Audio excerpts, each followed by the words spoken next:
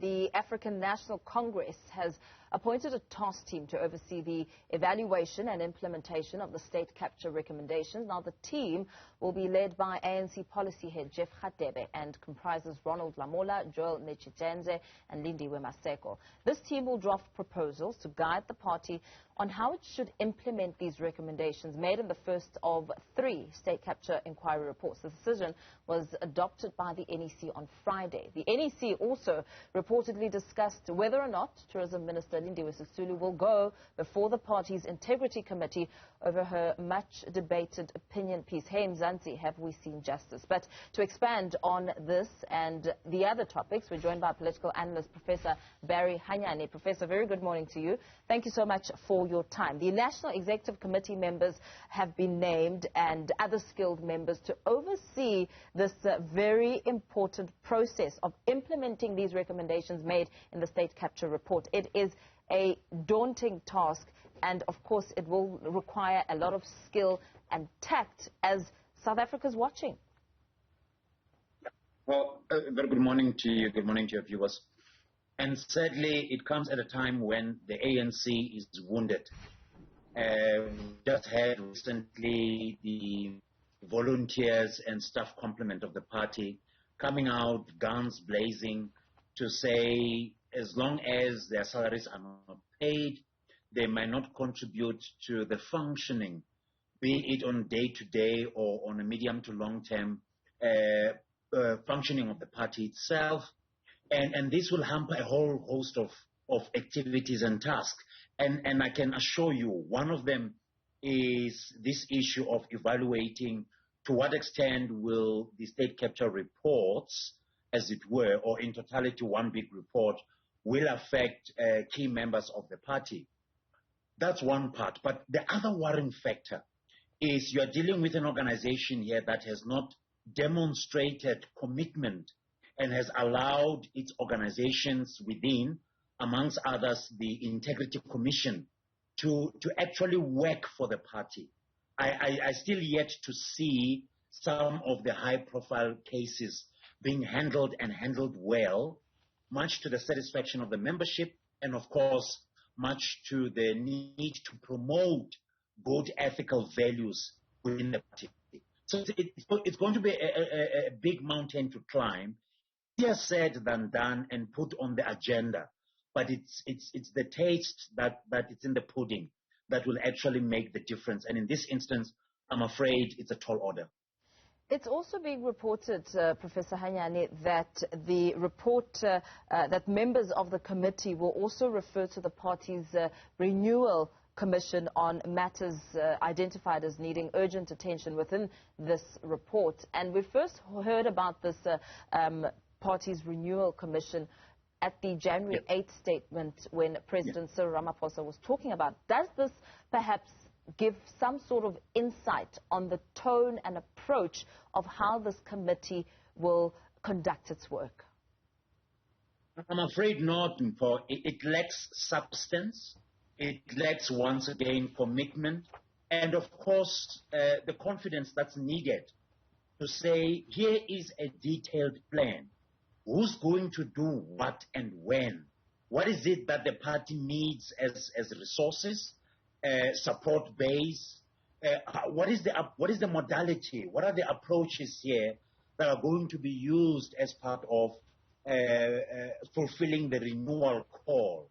It's very difficult to relate to the speech as provided for by the president in Xingwana, although, as you put it rightly, it was after the speech that he let loose of the idea of a commission that will run the renewal project.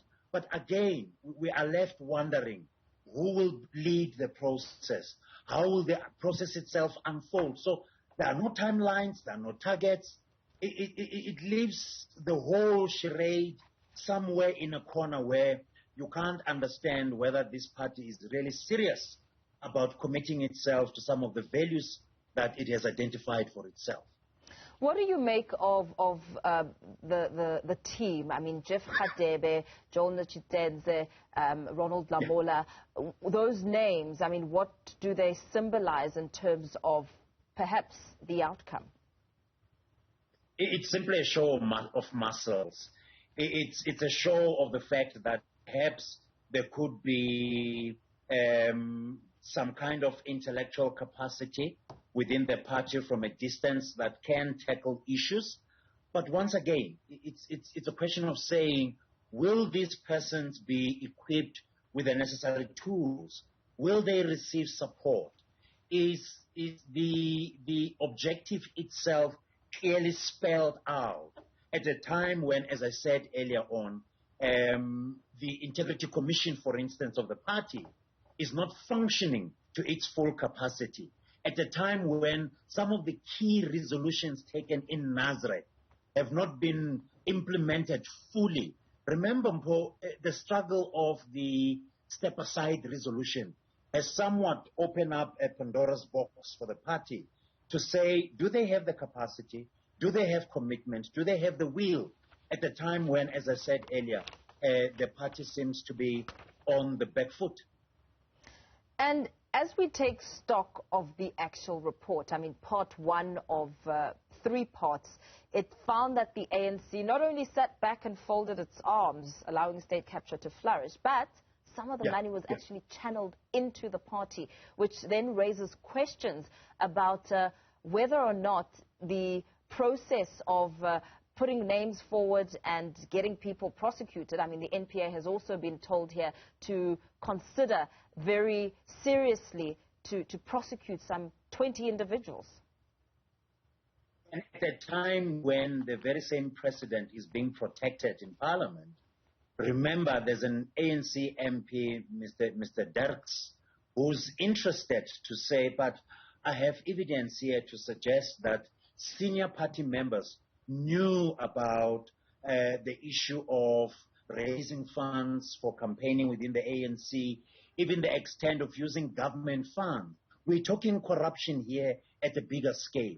So the question beckons then, to what extent is issues of secrecy within the party handled, much to the protection of certain individuals, but obviously in the end, benefiting the party itself?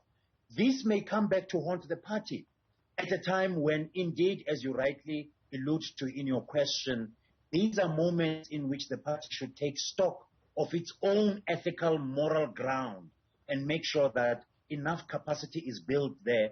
My understanding as things stand is that they may have lost ground, they may have lost time at a time, of course, where the audience, the electorate, some members of the ANC have shown their backs towards the party. Look at what happened on the 1st of November in terms of local government election results. What is going to happen come 2024? It's anyone's guess, but the trajectory and the assumption, as big as it stands, is that the ANC is losing moral ground. And on top of that, there's, of course, the build-up and the story that continues to develop around Tourism Minister Lindiwe Sisulu and her approach, as well as President Cyril Ramaphosa really being called to act here. What do you make of that debacle? Well, this is the big boys and girls game now. You don't want to be emotional. You want to step back and say, to what extent does the convictions, the principles, the guiding ethical rules of the party suggest? That's one point. The other point is, obviously, she wears so many hats. She is a member of the executive. Should the president, in his capacity as president of the country, take action? On both accounts, I don't think so. I wouldn't advise for any action of this nature. This calls then for internal diplomacy, both within cabinet as well as in the party. The only difference is that in cabinet, the president has leverage, he has the discretion either to fire her or not, and of course giving his own reasons, which might not be subject for any discussion or dispute. But on the party side, the president's hands and feet are tied up. He needs to rely on the organization to guide him. He needs to rely on the organization to provide some form of leeway in terms of what steps to take. And let's not forget, the minister wrote that opinion piece in her capacity as arguably politician, member of society. So that's where the trick, I suspect, is in terms of instituting any form of sanction in relation to this behavior. Very well. Professor Barry Hanyane, we're going to have to leave it there. Political analyst Professor Barry Hanyane making sense of some of the big stories and, of course, a lot of questions, not very many answers as at this stage as we take stock of some of the leading stories of the week and certainly perhaps the next few months.